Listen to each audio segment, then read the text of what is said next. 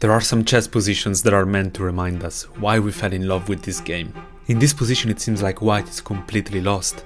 The material is equal except that black has 3 extra pawns that are very close to promoting.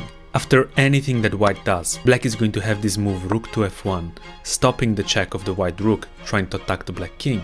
And if the rook shuffles to e2 trying to come here, now the bishop stops the check. And white is going to be left with no good moves. Black is simply going to get a queen and win the game.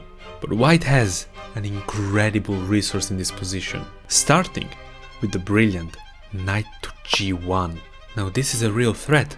If the knight is captured, rook f6 is going to be checkmate, meaning that the knight is untouchable and black has to spend a move to play king to b6 to follow up rook to f6 with bishop to c6. This fearless soldier is defending his king. And again, white is left with no hope, but the player with the white pieces knows that hope dies last, and he plays the only drawing move in this position, the incredible d3. A move that doesn't seem to change anything in the position, but that passes the turn to black. Black ignores this meaningless plan and pushes h2, having now 2 pawns only 1 step away from getting a new queen. But white has an ace up his sleeve with the mysterious rook to f7. Now it seems like black can finally simply get a queen. Has white forgotten about his original plan?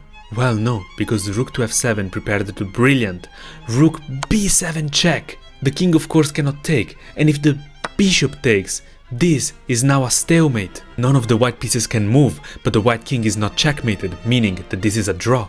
And if the king moves away, well, now we keep checking it and we push it back to where it belongs to then sacrifice the rook one more time. But black is not that naive and he realizes that if he pushes this pawn, now rook to b7 doesn't work. He can simply take the rook because now white can move this knight. And now this is not a stalemate. So white doesn't have rook to b7 anymore and he has to find another only move that saves this position. The brilliant rook h7.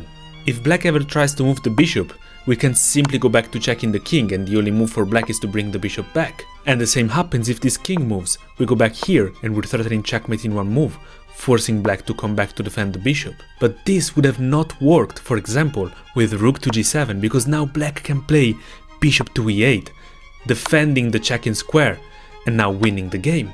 So after this brilliant move, black can only push the pawn and white is going to shuffle between these 2 squares. And finally, this is going to be a beautiful zugzwang. Black has no other choice but to take this knight, allowing rook to b7 and a draw for white.